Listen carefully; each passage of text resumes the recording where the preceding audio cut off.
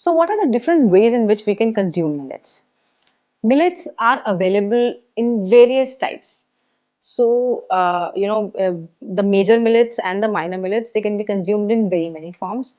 The major millets primarily are more suited for flour-based dishes, although the minor millet flours can also be consumed uh, for rice-based flour dishes. And the minor millets are more suited for rice-based cooking if you're using them whole. But in terms of forms of various millets, millets are available in the whole form. They are available in the flour or the atta form. They are available in the suji or rava form or semolina. So you can even consume them like semolina. They are available in poha or flakes format.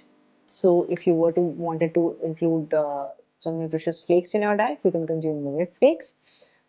We even provide them in sprouted forms. So sprouted ragi flour, sprouted jowar flour. So sprouted flours are also available.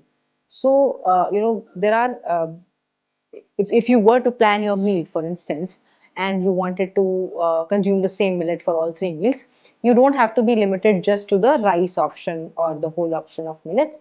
You can maybe have like an upma or an idli made in one meal, and you can have the rice in another meal. You can have the poha in another meal. So it gives you options across the day and for different sort of meal solutions uh, to access these different forms of millets. So this is one of the aspects that we should keep in mind, that they are not available only in certain specific ways. So it's not just rice or it's not just atta. There are different varieties in which millets can be used.